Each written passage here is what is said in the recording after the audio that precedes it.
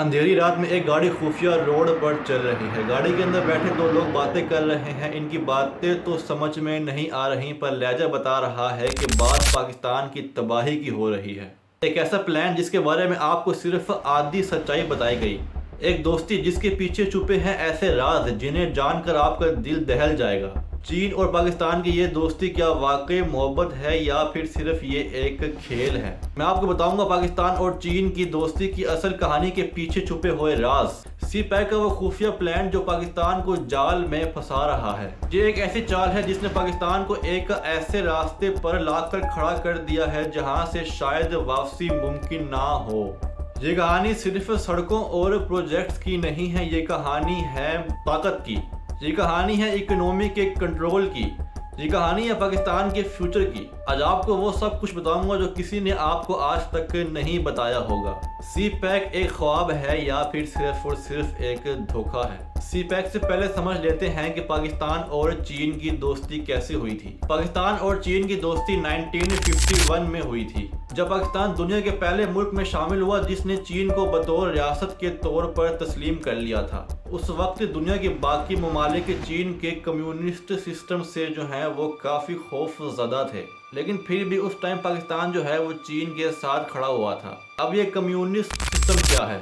Communism ایک ایسا نظام ہے جہاں پر سب کچھ جو ہے وہ حکومت کنٹرول کرتی ہے، یعنی زمین حکومت کی، فیکٹریاں حکومت کی، کاروبار حکومت کے، ہر چیز کی مالک حکومت ہوتی ہے اور سب لوگوں کو برابر سمجھا جاتا ہے۔ نہ کوئی امیر ہوتا ہے اور نہ کوئی غریب ہوتا ہے، سب کو برابر حق اور سب کو برابر تنخواہ دی جاتی ہے۔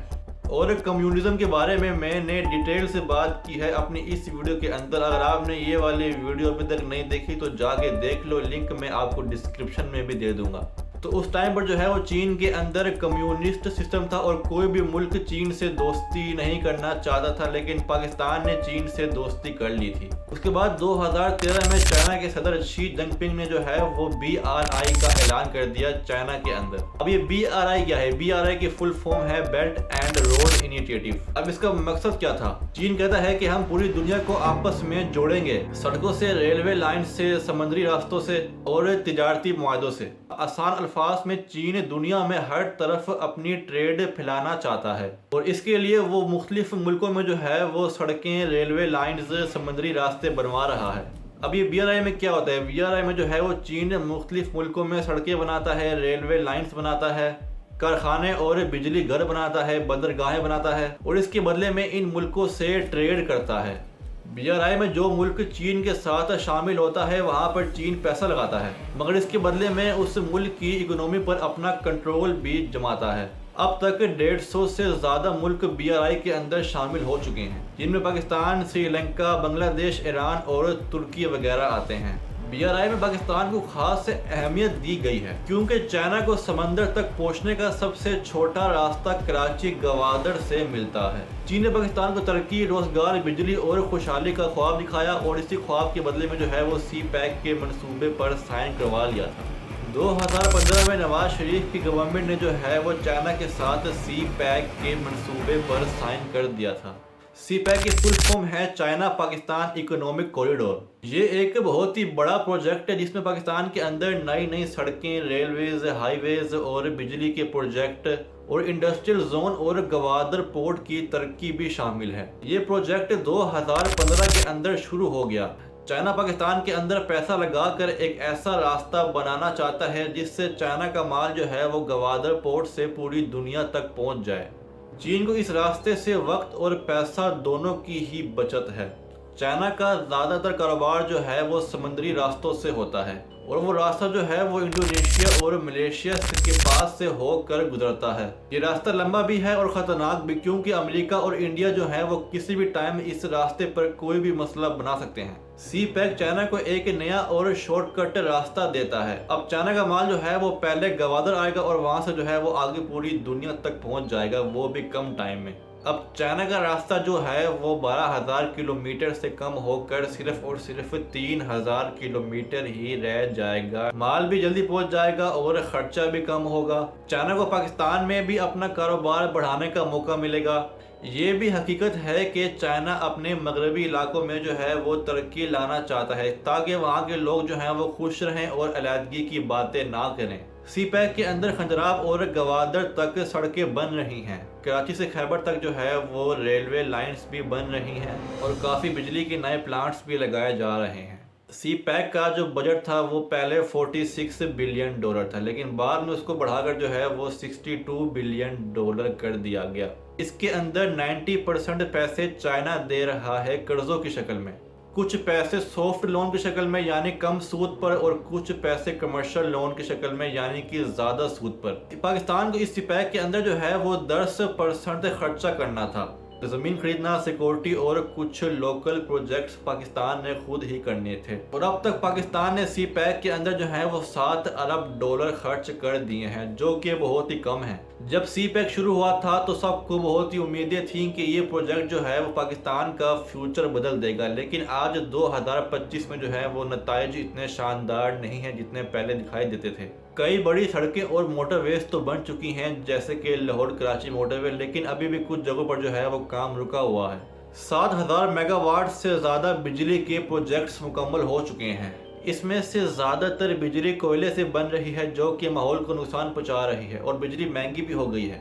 اس کے علاوہ گوادر پورٹ بندرگاہ کا ایک بنیادی ڈھانچہ تو بن چکا ہے، لیکن ابھی تک کام مکمل نہیں ہوا ہے وہاں کے مقامی لوگ بھی کافی ناراض ہیں کیونکہ ان کو کوئی روزگار نہیں ملا۔ جب سی پیک بنا تھا تو کہا جاتا تھا کہ سی پیک سے جو ہے وہ لوگوں کو روزگار ملے گا، لیکن ایسا کچھ بھی نہیں ہوا۔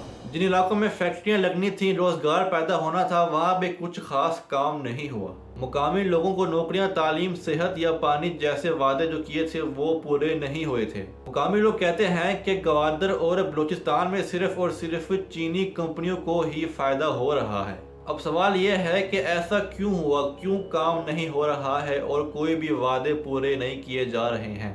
کیونکہ پاکستان میں پچھلے 10 سالوں کے اندر کئی حکومتیں آئیں اور گئیں، جس کا سی پیک پر بہت بڑا اثر ہوا ہے۔ ہر حکومت کا اپنا ایجنڈا ہوتا ہے اور ہر حکومت سی پیک کو اپنے حساب سے دیکھتی ہے۔ سی پیک کا آغاز جو ہے وہ 2015 کے اندر نون لیگ کے دور میں ہوا، اور 2015 کے اندر نون لیگ کے دور میں جو ہے وہ سی پیک میں کافی بڑے کام بھی ہوئے تھے۔ بجلی کے پروجیکٹس اور موٹر ویز بہت ہی تیزی سے بنی تھیں، لیکن معاہدے صاف نہیں تھے، قرضے کتنے تھے، کیا شرائط تھیں، سب کچھ عوام سے چھپایا جا رہا تھا۔ اس کے بعد جو ہے وہ 2018 سے لے کر 2022 تک پی ٹی آئی کا دور آ گیا۔ عمران خان کی حکومت نے سی پیک کو سست کر دیا تھا۔ عمران خان نے کہا کہ پہلے معاہدے بتائے جائیں کہ کتنے قرضے ہیں اور کیا شرائط ہیں، اور اسی وجہ سے کام کی رفتار بہت ہی تیزی سے کم ہو گئی۔ اس کے بعد 2022 سے 2024 تک پی ڈی ایم حکومت آ گئی۔ پی ڈی ایم حکومت نے کافی کوشش کی کہ چین کو دوبارہ راضی کیا جائے، لیکن جب چین نے دیکھا کہ پاکستان کی سیاسی صورتحال جو ہے وہ ٹھیک نہیں ہے تو چائنا نے بھی ہاتھ کھینچ لیا۔ صرف اور صرف وہی پروجیکٹ ہی چلے جو کہ مکمل ہونے کے قریب تھے۔ 2024 کے بعد بھی صورتحال صاف نہیں ہے۔ پاکستان میں معاشی بحران اور قرضوں کی بھرمار ہے۔ نئی حکومت چائنا سے مزید قرضے لینے کی کوشش کر رہی ہے، لیکن چائنا اب بہت ہی محتاط ہو گیا ہے۔ چائنا کہتا ہے کہ پہلے پرانے قرضے واپسی کرو، پھر نئے منصوبوں پر بات ہوگی، اور اس وقت سی پیک کا 60% کام مکمل ہو چکا ہے اور 40% کام جو ہے وہ ہو رہا ہے۔ چائنا کو شکایت ہے کہ پاکستان اپنے معاہدوں پر پورا نہیں اتر رہا، اور پاکستان کو شکایت ہے کہ چائنا صرف اپنے فائدے کے لیے ہی منصوبے بنا رہا ہے۔ اور پاکستانی عوام میں ابھی مایوسی ہے، کیونکہ عام لوگ سمجھ رہے تھے کہ سی پیک سے نوکریاں اور خوشحالی آئے گی، لیکن ایسا کچھ بھی نہیں ہوا۔ تو کل ملا کر سی پیک کا آغاز جو ہے وہ اچھا ہوا تھا، رفتار اچھی تھی، لیکن پھر پاکستان کے حالات اتنے خراب ہو گئے کہ سب کچھ بگڑ گیا۔ یہ پروجیکٹ تب بھی کامیاب ہوگا جب پاکستان اپنے سارے کے سارے مسائل خود ہی حل کرے گا، ورنہ سی پیک صرف ایک قرضوں کا بوجھ بن کر ہی رہ جائے گا۔